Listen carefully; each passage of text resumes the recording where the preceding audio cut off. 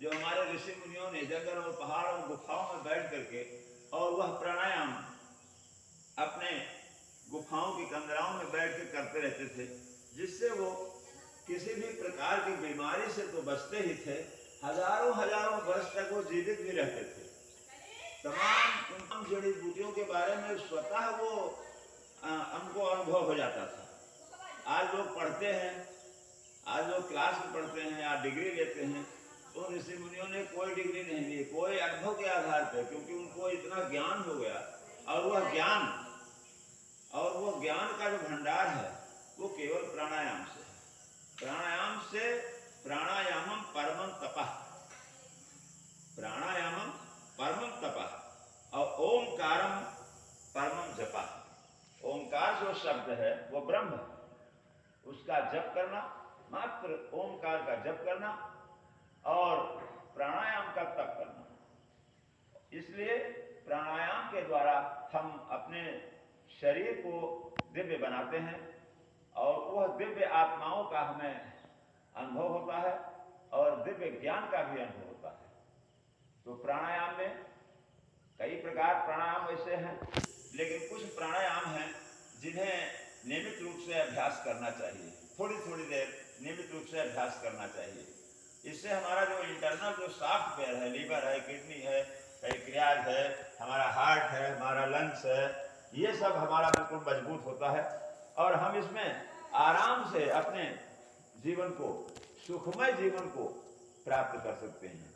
और इससे हमें आध्यात्मिक चेतना से भी कनेक्टिविटी होती है, जुड़ाव होता है, हमारे अंदर एक अपूर्व ज्ञान, एक दिव्य ज्ञान पैदा होता है। तो आइए प्राणायाम के लिए हम आपको बतलाने जा रहे हैं।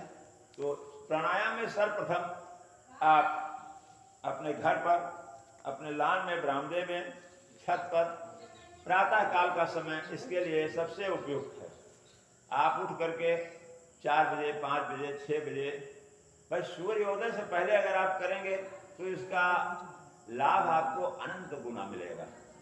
सूर्योदय के बाद करेंगे तो यह केवल आपकी बीमारी को दूर करेगा, लाभ तो मिलेगा लेकिन बीमारी को दूर करेगा। लेकिन अगर बीमारी से भी और अद्भुत लाभ प्राप्त करना है तो सूर्योदय से पहले ही आप उठ करके और शौच क्रिया करके और अपना बैठ जाएं, चाहे जाड़ा हो, गर्मी हो, बरसात हो, आप बैठ जाएं, अपने शरीर की सुरक्षा करें कंबल ओढ़ के, या आप युवा हैं तो वैसे ही पहले व्यायाम कर लें। व्यायाम के बाद आपका शरीर गर्म हो जाएगा, ये शरीर गर्म हो जाएगा, देखिए पसीना निकल रहा है।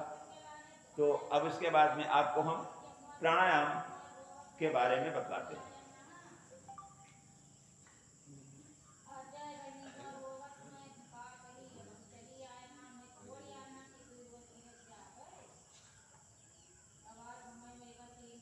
अब प्राणायाम में आप आसन में बैठ सकते हैं या जो भी आपको सुख आसन हो।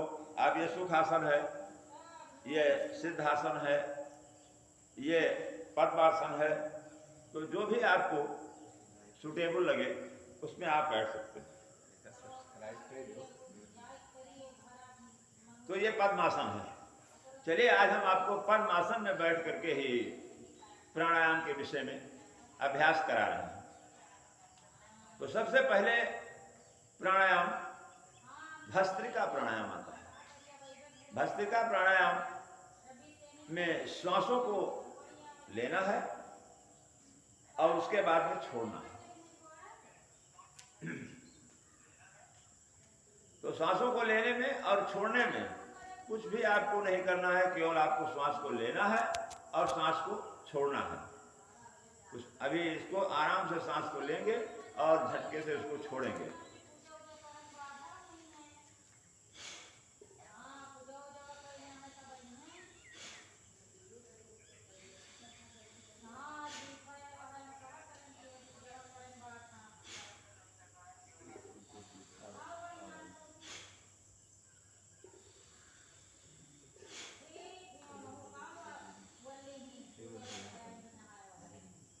इस तरह से प्राणों को इनहेल और आउटहेल लेना और छोड़ना आपके लंग्स में जो भी बलगम है, जो भी ठंडी है, जो भी पानी है वो धीरे धीरे उसकी गर्मी से वो निकल जाएगा, आप नाक के द्वारा वो निकल जाएगा बाहर, और शरीर आपका, ये फेफड़ा आपका गर्म, फेफड़ा हमेशा व्यक्ति का फेफड़ा, किसी भी व्यक्ति का फेफड़ा सूखी रुई की तरह होना चाहिए।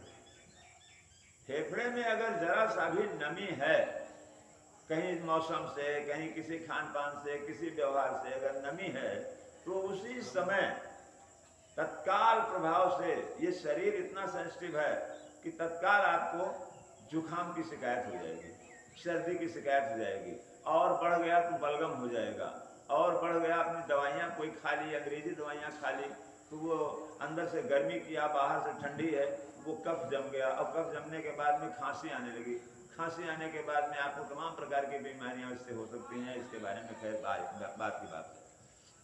तो इसलिए आपको केवल एक बात का ध्यान देना है कि हमारे शरीर में जो हमारा ये फेफड़ा है, जिसको हम लंग्स कहते हैं, वो हमेशा सूखा रहे। हम ऐसी चीज का इस्तेमाल न करें, ऐसी चीज को हम बाहर मत जाएं, ऐसी कि हमारे फेफड़ा में जरा सा भी हमको नमी का एहसास हो। इसलिए फेफड़े में जरा सी नमी आई कि आपको सर्दी जुकाम, और वो सर्दी जुकाम आपकी एक हल्की बीमारी है, और वो बहुत बड़ी बीमारी, दमा, श्वास, बलगम, खांसी, तमाम उसी में ये क्या कहते हैं टीबी, ये तमाम प्रकार की बीमारियां इसी से संबंधित हैं।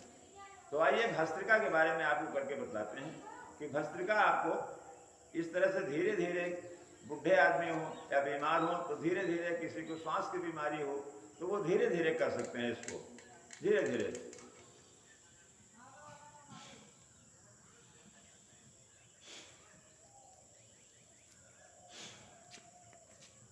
अब कोई अगर स्वस्थ है थोड़ा तो वो और तेज खींच सकता है।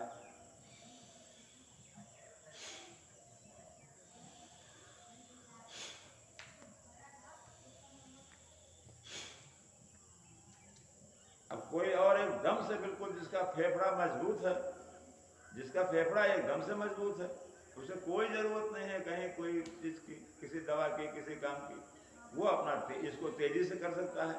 1 मिनट से शुरू करे, 2 मिनट, 4 मिनट, 5 मिनट लगातार कर सकता है, 5 मिनट लगातार, 10 मिनट तक कर सकता है। तो अगर वो 5 मिनट तक लगातार कर सकता है तो उसको मैं गारंटी देता हूँ, उसको श्वास से संबंधित कोई बीमारी नहीं होगी। 100 साल तक उसको कभी सर्दी जुकाम नहीं होगा, कोई सांस नहीं फूलेगा, कोई उसको किसी प्रकार की बीमारी नहीं आएगी फेफड़े से संबंधित, अगर वो 5 मिनट तक इस तरह से करता है। और अगर वो 1 मिनट, आधा मिनट लंबी सांस छोड़ता है, लेता है, तो उसको तो सर्दी जुकाम की बीमारी उससे दूर हो जाएगी। तो अब मैं आपको स्पीड से करके बता रहा हूं कि जो लोग अपना युवा है और जिनके फेफड़े मजबूत हैं, जिनके लंग्स मजबूत हैं, वो थोड़ी देर वो लंबी सांस और लेना छोड़ना जो है स्पीड से, तेजी से कर सकते हैं। जैसे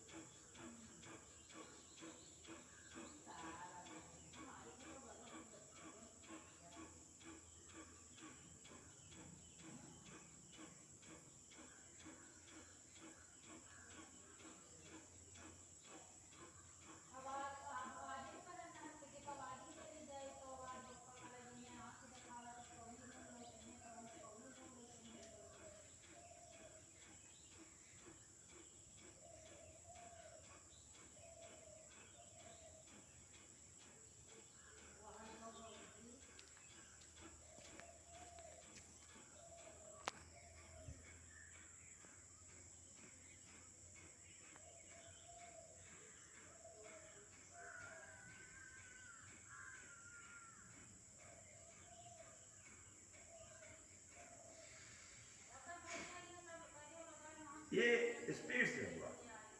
इस तरह से आप 5 मिनट तक कर सकते हैं, 3 मिनट तक, 2 मिनट तक, 1 मिनट तक, जैसा जितना आपका क्षमता हो उतनी देर आप लगातार कर सकते हैं। इससे आपको फेफड़े से संबंधित कोई बीमारी नहीं होगी और फेफड़ा आपका हमेशा सूखा रहेगा। जैसे मैंने बताया कि फेफड़े को हमेशा रुई की तरह होना चाहिए, सूखी रुई या सूखा हुआ जो स्पंज है, इस तरह से होना चाहिए। अब इसके बाद भस्त्रिका के बाद में आता है बहुत ही प्यारा प्राणायाम, जिसे हम कहते हैं